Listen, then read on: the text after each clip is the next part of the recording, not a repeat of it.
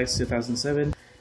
If you're looking at this video, you probably saw the introduction of it, which is how to start the sandwich combo, and this one is just a brief presentation of the different sandwich combo variations that you can do. And this is not an all-inclusive list either.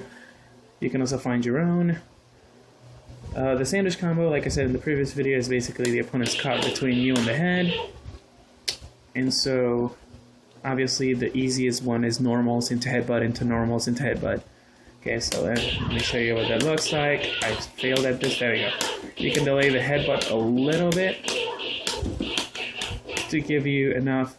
I'm going to tell you why that failed. You can delay the headbutt a little bit to give you enough room to do the next rep.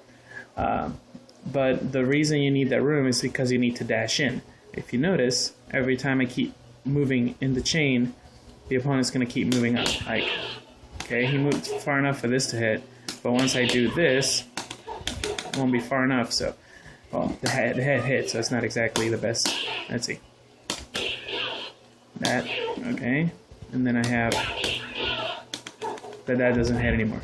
And once I add more attacks, I keep moving further back. Additionally, the head, whenever it does the headbutt, it moves further back and further back. Of course, there's a certain limit because, see, the headbutt hit actually moves the opponent forward, but if the opponent keeps moving and you keep doing the headbutts, then the head keeps moving back. So this is what you need to do. Dash. I failed. There we go. Doesn't matter if you do with buttons or with dash inputs. I like dash inputs in the ground, buttons in the air, but that's, you know, totally your prerogative in that aspect. So that's the easiest one to do. Sometimes you'll want to cut it short, like I did there, in case the dash doesn't come out. You gotta make sure you do not too many attacks so that you can actually still combo. But that is the absolute easiest one. And then another variation you can look into is the rekkas. This is the most damaging option, is to use the rekkas in the loops. But there's a problem. See, the head, this is stuff for people, maybe people aren't immediately aware of this. The head is always vulnerable to your own attacks. So if you try to do a loop with a rekka, that happens. And then you try to headbutt, obviously, with a combo. But there's a measure in the game to help misfortune on this. Because let's say that I wanted to do this easy combo, right? Alright, that's easy. But when I do it with the head there, oh, the head didn't let it. The head doesn't let me. So there's already a feature in the game so that fortune can do it, and it's not going to be very obvious in video, but it's by holding down the heavy punch. Heavy punch is the one that controls all the head movements. So I'm holding down heavy punch. You cannot see it, but you're going to have to trust me on this. Head is no longer vulnerable to my attacks. Still vulnerable to the opponent's attacks. If you're not familiar with the concept of negative edging, all you need to do is all you need to know is that letting go of the button counts as a button press to make moves easier to do. In this case, letting go of heavy punch actually activates the headbutt, which I just did. So if I hit it and hold it there, nothing happens. So the head is going to be invulnerable, and then I let go to actually do it. And as long as I don't hold down heavy punch, then you can hit your own head. Sometimes you want to hit your head out of certain recovery, but sometimes you don't. Like, you know, I don't want to talk about numb loops because those are all the rage, and they're going to be patched out, and no one cares. So this is what it normally looks like, and if I hold heavy punch, this is what it looks like. Now, what you want to do is, I don't know if you can hear the buttons, like this. I know you heard two button presses. The first button press is the medium punch for the rekka, and the second button press was me holding down heavy punch. And the reason why I do it that way is because usually you want to do the first rekka and then do the second one holding the heavy punch like that. So I do this. And the reason is so I can then do this.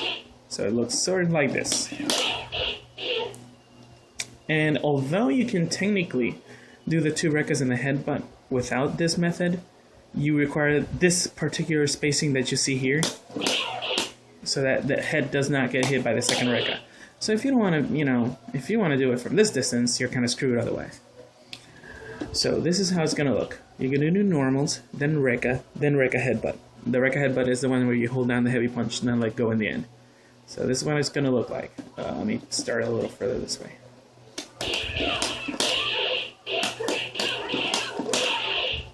Obvious advantage, as you can see, is it moves you. It moves the opponent a lot. Now, let me show you exactly how much it would move if I were to catch the opponent with a medium punch and I was over here, right?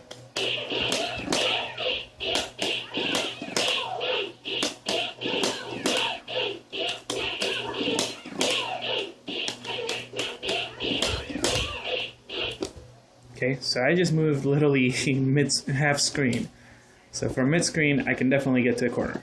All right, that's the obvious advantage of it. Disadvantage, well, you saw what happened in the last rep. Sometimes the head goes in the other way. If you want to keep continuing with another combo and you need precise, head positioning or whatever, we'll see that with the finishers, but then that's not particularly a good idea. You don't have to do every rep the same either.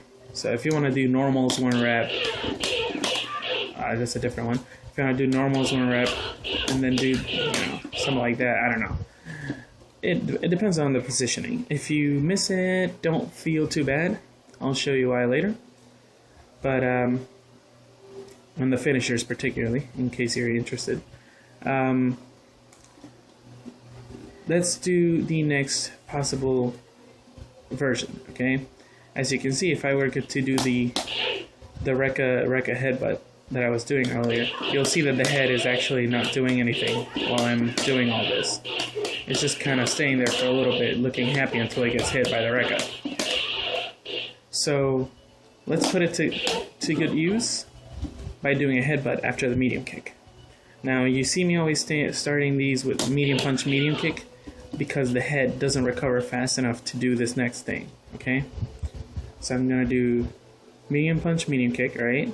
Headbutt, then rekka headbutt. Bear with me here. Now that is the problem with this method. It does not actually move the head vertically enough because it's not getting hit by the rekkas. So usually this is a better method for the corner.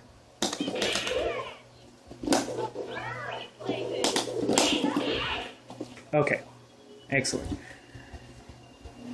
So once if you have your opponent in the corner, you know that for a fact that the head does not need to move. You don't need any sort of timing at all. So you can do the headbutt reps with the extra headbutts. Obviously, the advantage of this would be having extra meter and extra damage. And it just looks fucking awesome. But mostly meter and damage, right? There are other versions. You can do rekka slide, which kind of gives you a little reset-y thingy.